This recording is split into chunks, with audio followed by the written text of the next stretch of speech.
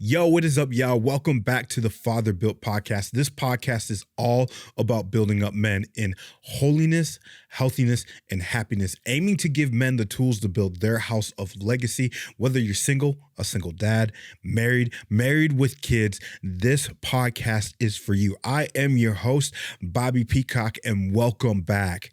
Welcome back. Now, before I jump into it, I do have a quick announcement to make that I want to give a shout out to ResGen's Men's Summit that is happening February 21st from 8 a.m. to 2 p.m. And listen, guys, this is something that you want to be at. It's happening here in Sioux Falls, South Dakota at the Denny Premier Center. And man, we have quite a bit of a lineup for y'all. I mean, you got Tom Henderson, who's going to be there, John C. Maxwell, Tim Tebow, Sammy, I don't know how to pronounce his last name, but he is a pastor, and Johnny W., who is a comedian. I'm excited to be there. I'm going, and I just want to invite y'all to join me. Come. An investment in this is an investment in your life, and it's the eternal impact that we want to focus on when it comes to legacy, and this can help build your legacy. You'll get to learn from amazing speakers and amazing people and get to connect with other men that are going to be there. And so I just want to say, come, make it a priority. Wipe your schedule for that morning and just come. So, anyways, this is going to be a little bit of a follow-up, podcast episode. I was meeting with Jonathan Vasquez on the last podcast, and Jonathan is one of my inner three friends, and he's such a great homie. It was such an honor just to have him on the podcast. And so we're going to kind of break down a couple of things that he talked about. And as if you're watching this, you can see, hey, I kind of switched it up a little bit. I wanted to get a little bit closer to the camera, more intentional with y'all, kind of like up front, in your face. And it's maybe just a little bit more engaging. And so I'm testing this kind of setup out. And so you can see the background. It's a little bit messy, but, and all my sneakers in the background, so I really, really, really, really enjoy sneakers. And so I collect them. So they're showcasing back there. But anyways, so some of the key things that I think that Jonathan really hit on really, really well was that 1% better. He mentioned the book, and we talked about the book Atomic Habits. And Atomic Habits, if you haven't read it, it is a must read. And in the earlier podcast, I mentioned that hey, this is a yearly read, and some people genuinely read that book yearly. For me, I've read it once, but and even before I continue, I gotta say I'm a little bit all over the place. My apologies, but before I continue, if you haven't listened to that episode with Jonathan, please pause this right now, go back and listen to that episode. But if you just want an overview, feel free to continue. But he talked about that 1% better, and something that I do in my life practically is try to figure out how can I become 1% better. I know that I'm not the most organized person in the world, and so there's some things in my house, let's say example dishes. I may pass the dishes and be I'll get to it later, but then it's oh no, wait, I want to be 1% better, and because I want to be 1% better, you know what? I'm gonna stop. I'm going to spend 5 minutes, set a timer, 5-minute timer. I think they call it brain hacking or something like that, where you set a timer and you just do one thing for that amount of time, and then you just move on. So I set a timer, and I'm okay, I got 5 minutes to get this done. However far I go. And then once it's done, I move on. And so it's just that 1% better. And that's really important. So there's a little hack that you could try to do. Another thing that he talked about is which really, really spoke to me, is finding a rhythm instead of finding balance. And I think so often in life we are oh, we have to have life balanced. But the reality is life is never going to be balanced.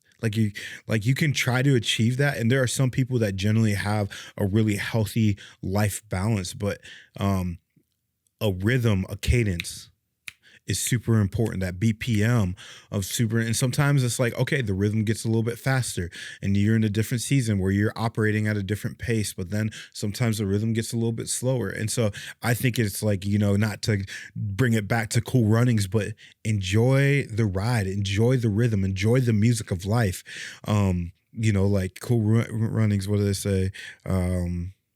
Feel the rhythm, feel the vibe or the ride, get up, it's bobsled time. And so it's like, find that rhythm and find that pace of life.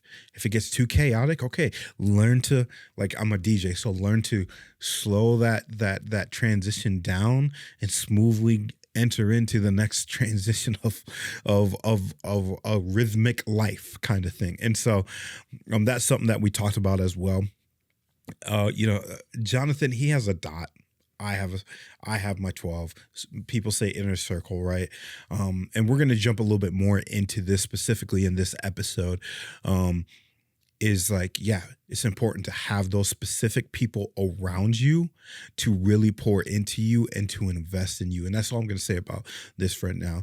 And then another thing that we talked about is the no homie discount, which I mentioned. And I think it's so true. Like, I was talking with a friend who, and I'm gonna do a quick little shout out, but like, I love this watch that I wear. It's a Dial Zero watch, and it's a custom made watch. And I reached out to the dude because it's starting to speed up on time and stuff. And I'm like, hey, can you just like look at the watch? I mean, I've had it for a while. Can you just see what's going on with it? And he's like, oh yeah, absolutely. And I was like, oh, and I was looking for some gifts for friends, and I was like, hey, do you have any more Dial Zero watches? And he's like, oh yeah, absolutely. And my next message was like, okay, I want the inflation homie upcharge. So meaning, like, I don't want you to give me a discount. I want to know what the watch is, and then I'm probably going to pay him $50 above that kind of thing when the time comes. And so, so to me, it's like that no homie discounts. Like, if you love your homies, like, invest in their businesses, invest in them financially. And so, yeah. And then the last thing that he kind of really mentioned was like the get over yourself, and so often we can be prideful and we think that we all have it together, but we don't. Like, we never do. And so we can act like it, we can pretend, but the reality is we don't. Like, the only thing that's holding me together, especially in this season in my life, is God. Like, I'm being dead serious. Like, if it wasn't for God in my life, man, life would be disastrous. And then that's like kind of like transitioning, like, as I'm talking through, like, even friendships, like this week, let me tell you, like, I mean, honestly, this month, let me tell you about my month. Like, I've worked for an amazing organization called Collision. And I worked there for like 6+ years or something like that, 5 to 6 years, maybe 7. And amazing organization. They have a goal of reaching 32 million students for the sake of the gospel. So there's 32 million middle and high school students in America, and they want to reach all of those students for the gospel. And it's really cool. If you have time, pause the podcast. You can look up www.collision.org, and you can know more about their ministry. But a couple months ago, they came to us and said, hey, we're going to be restructuring, and things are going to be looking different. And I'm like, okay. And they let the team that I was on, the communications team, like communications, creative, and then marketing team, they let us know that, like, hey, we're going to be potentially cutting people from the team. And I'm like, okay. And, there's specific meetings I was into, and I'm not going to get all into the weeds, but anyways, a couple weeks ago, found out I was cut from the job. And like, a lot of people will think, oh man, like that's horrible. That's tough. And And I was just like, I'm at peace with it. Cause like, I know that God has me. Like he's in control. He has this whole situation. I should not fret. I should not worry. Like he knows what's next for me. And, and so like, you know, like this week, like my full intentions this week was going into this week with being intentional with prayer and, just worship and just really asking God what's next. And I have done that. Not as much as I would have liked to, especially in this time, but I have done that. Well, something happened Monday that completely threw me off my rocker. And I'm bringing this back around to the season that I'm in right now. And then also my brother Jonathan, right? Like my inner three friend, right? And so my brother Jonathan calls me up and he's all like, "Hey man, a situation has come up." And I'm like, okay. He tells me about the situation. I'm like, are you kidding me? And the situation has to directly pertain with me. And this week, like I saw my brother Jonathan go to bat for me, and even have conversations on my behalf. Like he's had permission to speak for me, to go before me and have conversations on my behalf. And even this week, like I had to really rely on my inner circle.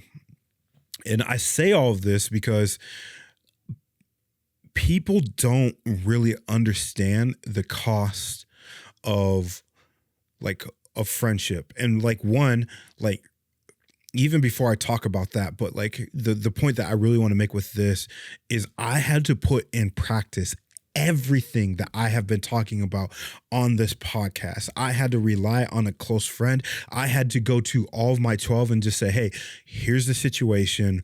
Can you be praying for me?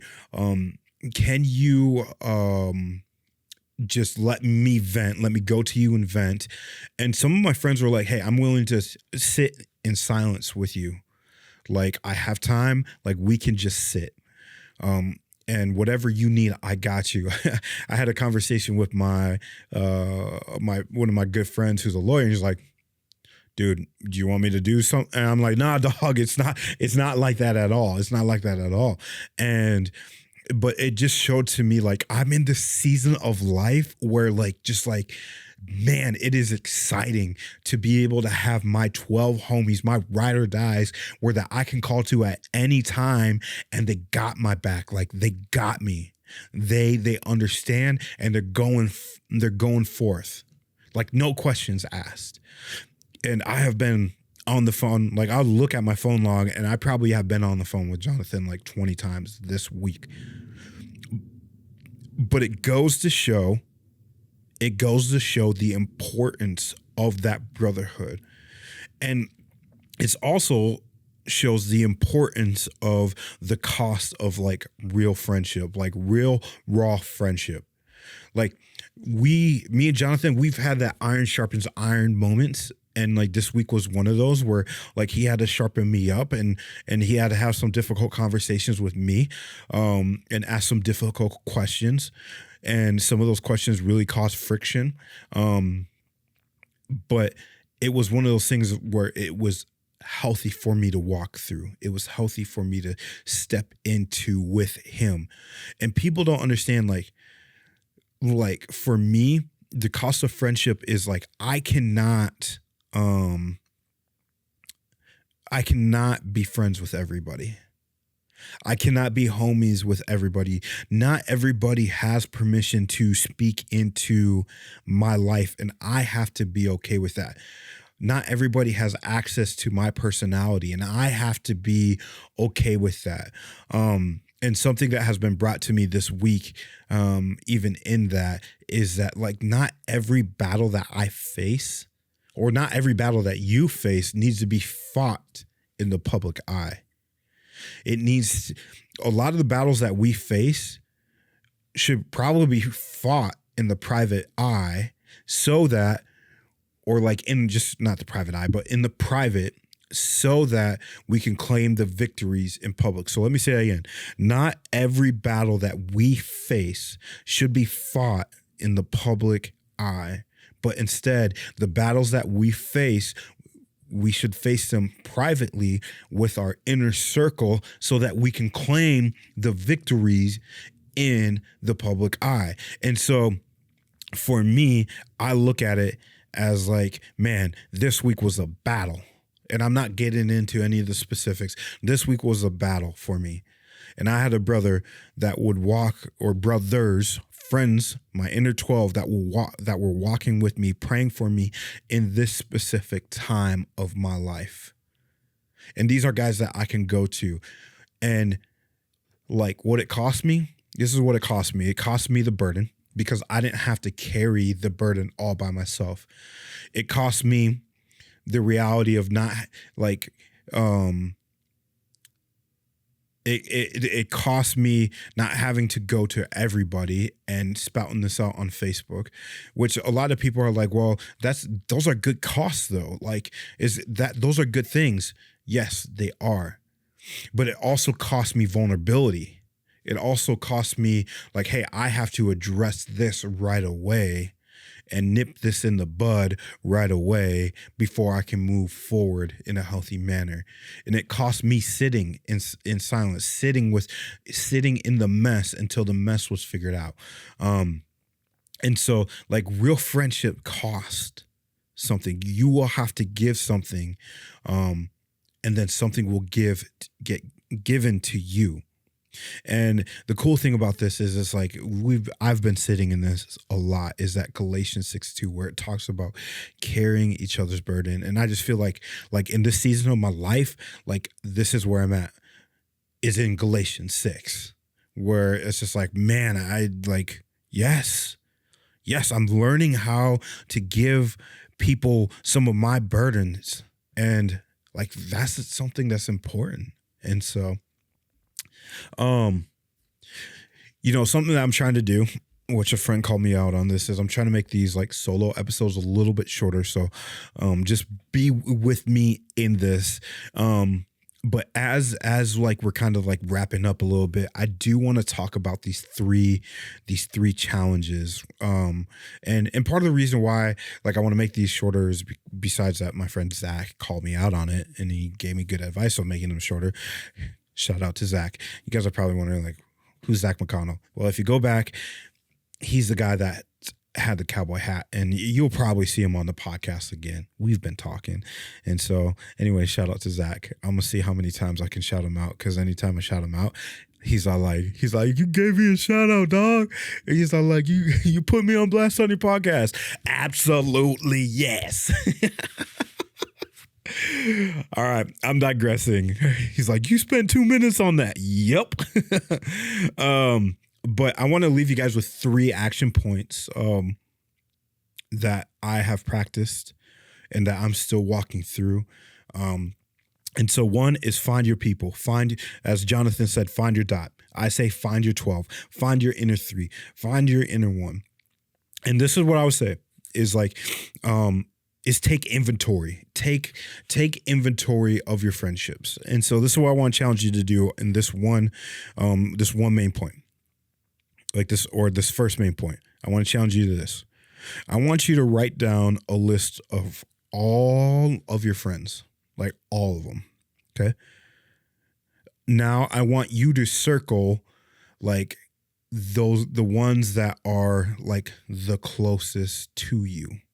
Right. Okay. So once you have that circled, now I want you to star the ones that are, like it's 3:00 in the morning and these are the first people that you want to call. Star those ones. Okay. So I'm going to repeat this. You write your lists down of all the friends in your life. And I would say specifically like men.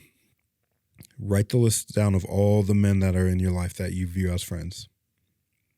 Circle the ones that you feel are closest, and then star the ones that will answer the phone call at 3:00 in the morning.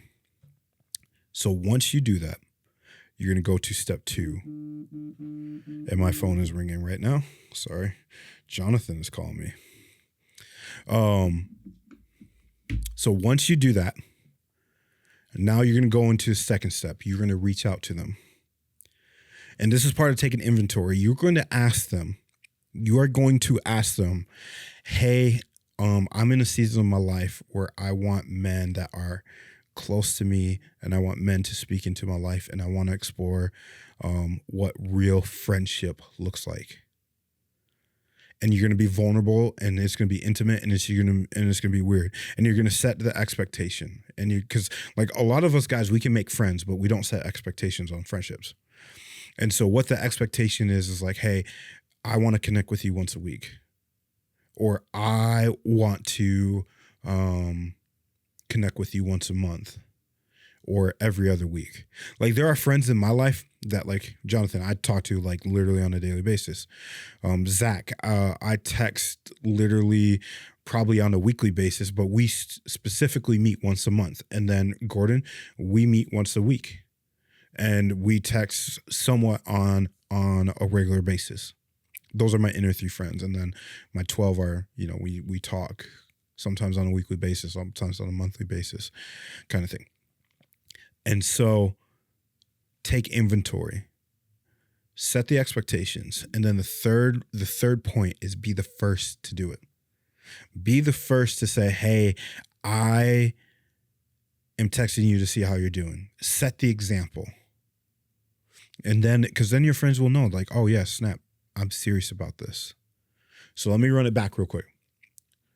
Find your dot, your 12. Write that list down. Circle the ones that are closest to you. Star the ones that will answer the phone at 3:00 in the morning.